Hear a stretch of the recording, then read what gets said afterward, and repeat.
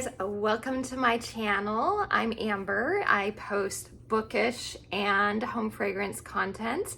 I'm glad to have you here, whether you're returning or new, welcome.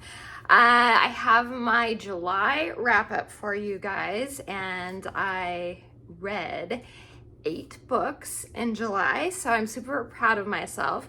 So I am doing the summer book bingo still, and a bunch of these will go on my bingo, and I'll post that at the end or after I talk about the books.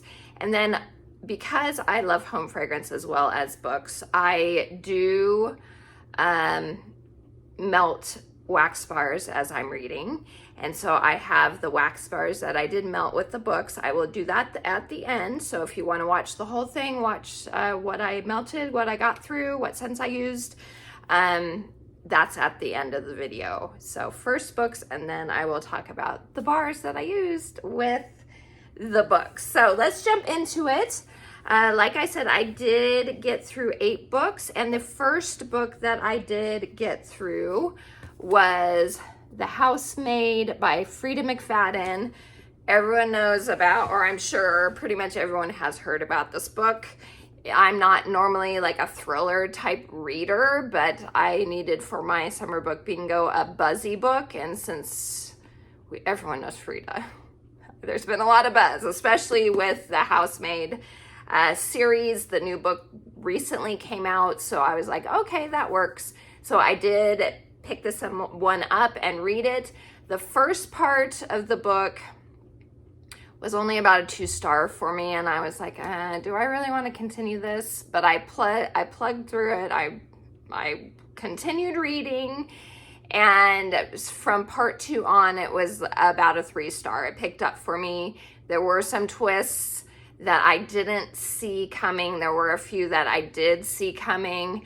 Overall, I rated a 3-star. So yeah, it was good. Will I continue reading the series or any other Freida McFadden books? Probably not. The writing wasn't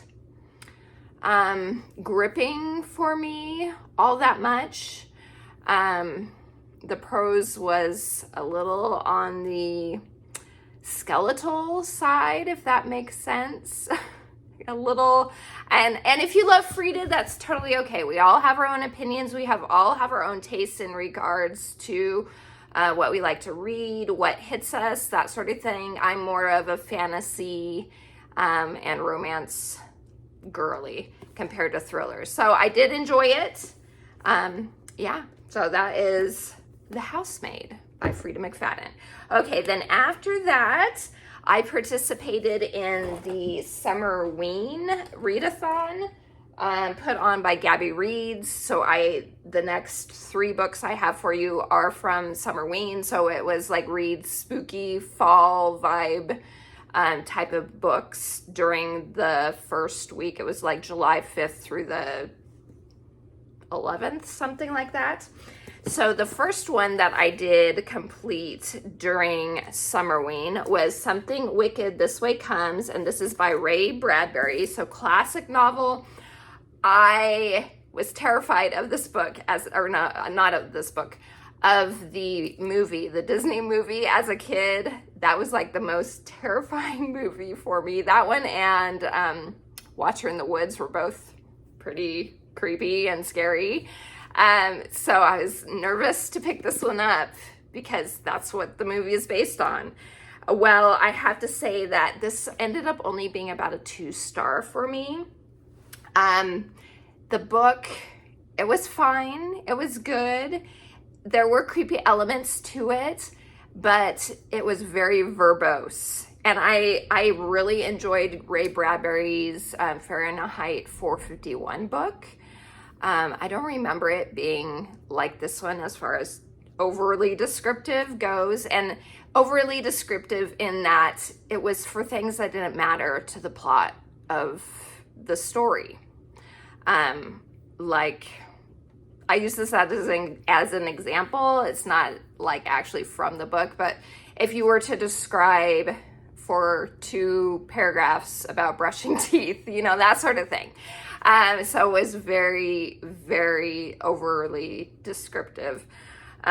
which I'm being overly descriptive right now with my adjectives. But because of that, it took me out of the story. But there were creepy elements to it. And it was about a carnival that comes along during the last part of October. And it ends up being an evil carnival. And these two boys, they're best friends, Will and Jim.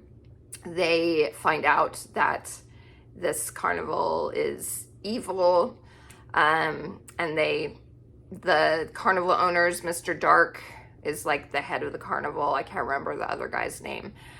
They find out that these boys know what's going on, and so they're like out to get them. So it's about good and evil is what it comes down to, and the choices that you make towards one or the other type of thing. So 2 stars, unfortunately. I can't remember. It makes me want to watch the movie again just to see the difference and if that one's scarier to me now that I've read the book. So we'll see. We'll see about that. Okay, the next one I read was Midsummer Mysteries by Agatha Christie. This is a section of short stories, and this ended up being 3 stars for me. Agatha Christie, classic queen of mysteries, you know, type of person. All the stories in this were some of her most famous characters. So different stories from those characters, like Poirot and Miss Marple, that sort of thing. I found out I'm just not a short story fan.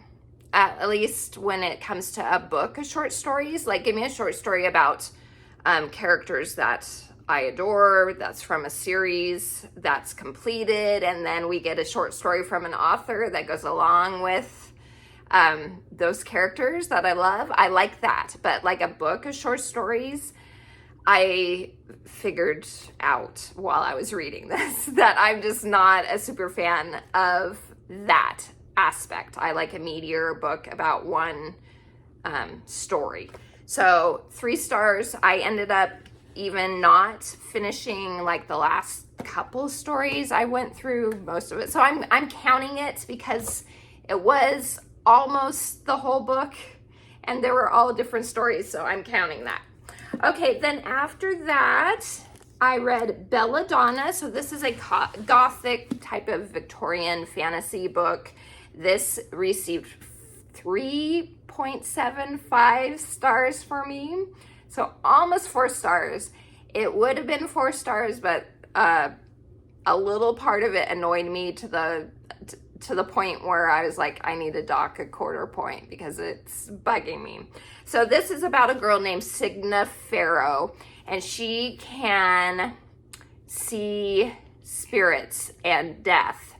And death is like a person. After someone dies, she can see the spirits of those people, and she can see death when death happens to these people. And her parents died when she was a baby, and she's been kicked around from one family to another, one relative to another, because people keep on dying on her. So she's like a bad luck. She feels like she's a bad luck charm, so to speak. And so it's about her trying to lead a normal life, and she thinks death is out to get her. Well, she can't die, pretty much. She can go to the edge of death, and she does that by eating belladonna berries. That's why it's called belladonna. So she could eat enough belladonna berries, which are poisonous for normal people. They can end up dying from them, but she doesn't die. So she's able to eat them and then kind of communicate with death and try and get him to stop torturing her, pretty much. Let her live a normal life. She ends up, at the beginning of the book, her aunt dies, and not to spoil anything. So her aunt dies, and she ends up going to another relative's house, finds out her cousin, who was the daughter of the aunt, had passed away as well, and the cousin's husband and his children live in the house, and she goes to live with them. Well, she ends up becoming super attached to them. She doesn't want Death to kill her family because she's actually happy where she's at. So she confronts him, and there ends up being a mystery involved in what happened with her cousin who died. Her cousin comes back to her and wants her to solve the mystery. And then she finds out that her younger cousin, that's about her age, ends up being sick. And so it's about a mystery. It's about her finding out who she is. It's about her ends up working with Death and to solve the mystery and all that. There is a romance in it too. And it was really good. I thought it was a really nice departure from normal fantasy. It was different to me, and I enjoyed her as a character. I thought she was really good and fleshed out, Signa. So this is why I got docked a 1/4 star, and it might seem silly, but it was starting to get on my nerves. Like every time Death talked to Signa, he would use her like full name, and I guess maybe it was to imply that he's ancient, obviously he's Death, and so he has a different way of speaking, but he would call her Signa Farrow like every time he talked to her. And after a while I was like, this is getting on my nerves to the point that I have to dock a 1/4 point from my star rating. But that being said, I will continue this series. I thought it was super fun. I'm just going to wait until probably September to read the next one. And then the 3rd and final book comes out this month in August. So I'll be able to read that one as well. So 3.75 stars for Belladonna. I did really enjoy it. Okay, the next one I read is Air Awakens, and sorry for the glare. Air Awakens, and this is by Elise Kova. And I don't think I said, this is Adeline Grace. I forgot. Okay, Elise Kova, Air Awakens, and this I rated 2.5 stars. It just kind of fell flat for me. I can't even remember who the main character's name is. Oh yeah, Vala or Valhalla, something like that. So she ends up finding out that she has powers through different ways. She's a librarian apprentice in this castle, and she ends up finding out that she has magic. And in this part of the land they live in, magic is like, people are afraid of magic. It doesn't go into a lot of detail as to why. It's not really that fleshed out of a story, which is why it only ended up getting 2.5 stars for me. It wasn't very memorable. Like I said, I couldn't even remember the name of the main character, and I read this like only 2 weeks ago or something like that. So I won't continue the series.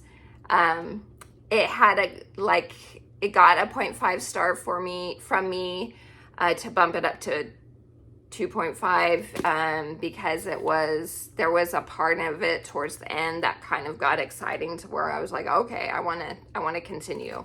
But other than that, I kind of had to trudge along through it. So not a continuation for me as far as the series goes. Where Air Awakens.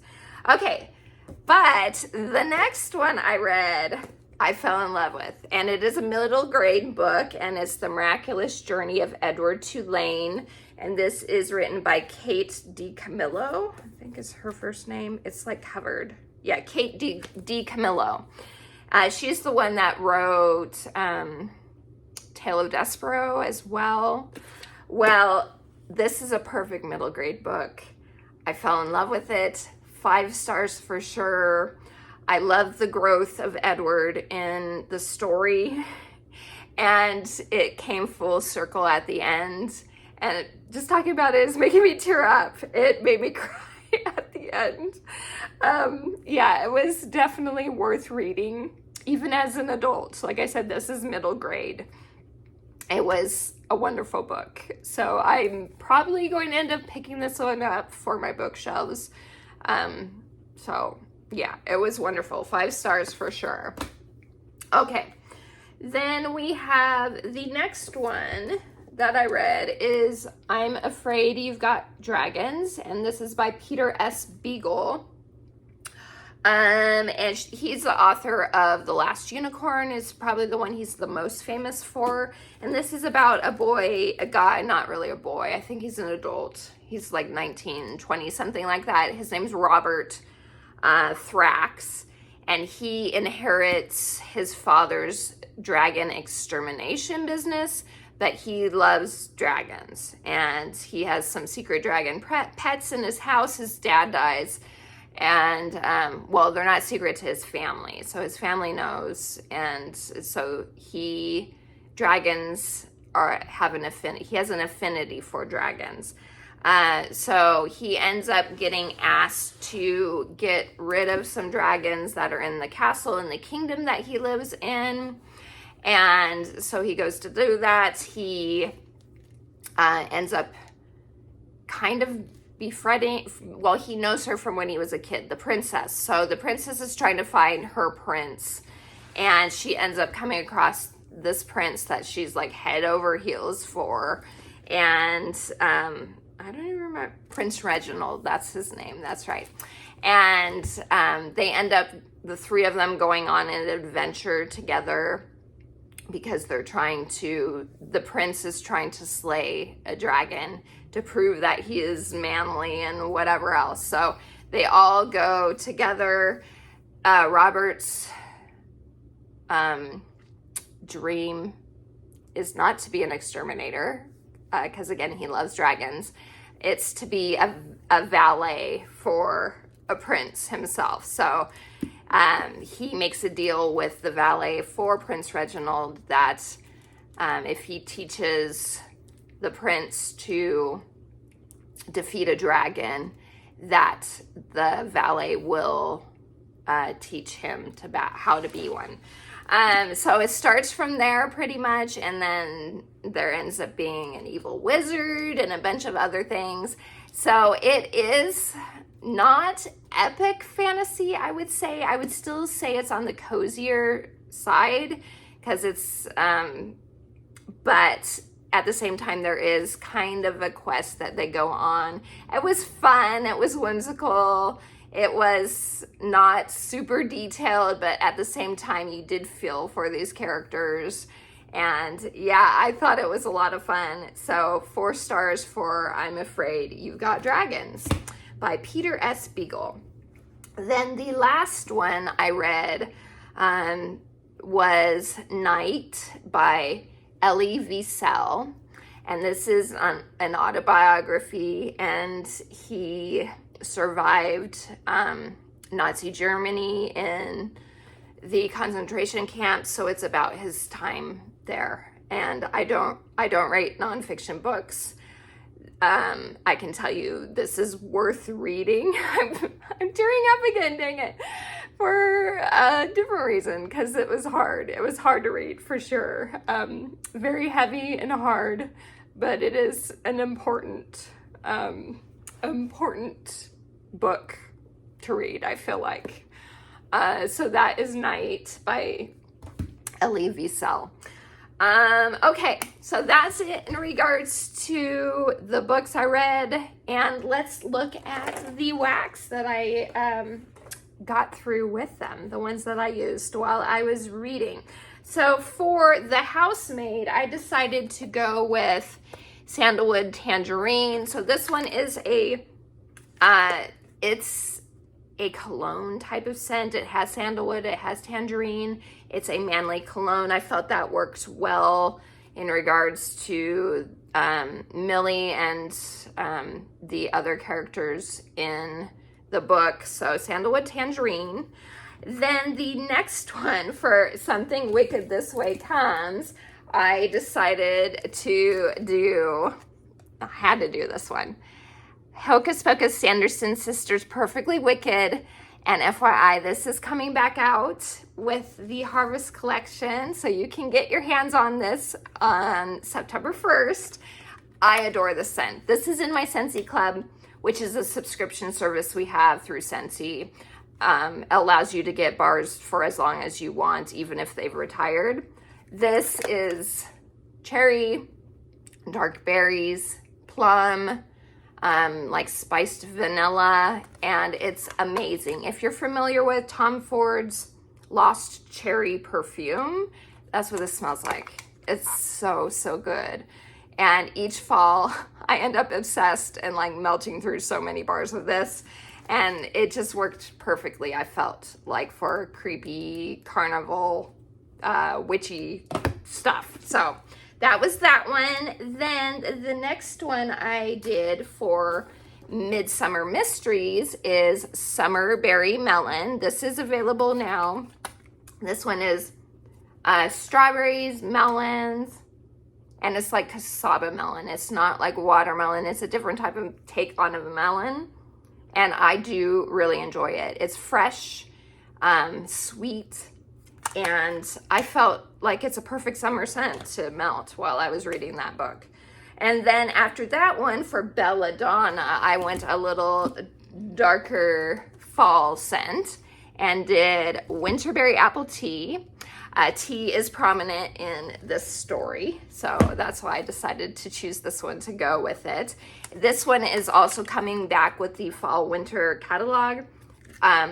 This is a new bar because I used the last of my old bar. Oh, so good. So this one actually is kind of similar to this one, except it doesn't have cherry. It is, and there's not a perfumey note like that one. So this is apples, berries, and this honey and tea. It's amazing. One of the best winter fall scents that Scentsy has ever made. So good. Okay, then after that, for Air Awakens, I decided to do Shaka. This is no longer available. This was part of Bring Back My Bar, which ended in July. It was just for the month of July. And this is a nice cologne, like outdoorsy, airy scent. And I felt like for the name of the book, Air Awakens, that it would be a perfect choice for that. So Air Awakens. And then after that one, for The Miraculous Journey of Edward Tulane, I went, what one did I do for that? Oh yeah, Kukui and Coconut. This one to me is just like a cozy, summery coconut scent. And it didn't necessarily go with the book, but it's the one that I wanted to melt during that time. So this one's so good. It's kukui nut, coconut, and I think there's jasmine in it. It's very similar to, if you are familiar with Sol de Janeiro's Boom Boom Cream scent, this is very similar to that, except it's a little more on the woodsy side, a little less sweet. But it's so nice. It's a perfect summer scent for sure. Okay, and then for the last one, I did, where is the book? Where is the book? Which one? Oh yeah, I'm Afraid You Got Dragons. I had to go with Harry Potter, the Wizarding World of Harry Potter scent. I think that's just what it's called, right? Yeah. Yeah. So this is available now. It is in the catalog. It's a catalog scent. And it's so good. It is, I don't even remember the notes in it. I know there's apple in it. I think there's sandalwood. I'm actually going to look real quick because I am curious. I'm getting like a sandalwood and an apple, oh, maybe cedar. It's a vanilla. I'm getting vanilla. Let's see if I got any of it right. Okay, sparkling citrus, green apple, mahogany. It's not sandalwood, it's mahogany. I get that now. White, wild vanilla, and a touch of amber add warmth and charm. So yeah, vanilla, apple, mahogany, and citrus. I don't really get citrus. I guess maybe there's a brightness to it. Anyway, it felt like the perfect choice for a whimsical fantasy type book. So this one is a very good masculine, not necessarily overly cologne, but a woodsy, masculine type scent. I do recommend Harry Potter. So that's it. And in regards to Night, I didn't have anything specific that I melted specifically to read along with Night. I read it in like a day, or not even a day. So yeah, so that's it, you guys. That's everything that I read for the month of July, and the wax melts that I melted while I was enjoying my reading. Let me know in the comments what you got through in July, and I would love to know, whether that be what home fragrance you used or what books you read. I would love to know. So thank you guys so much for spending some time with me. Please like and subscribe if you haven't yet.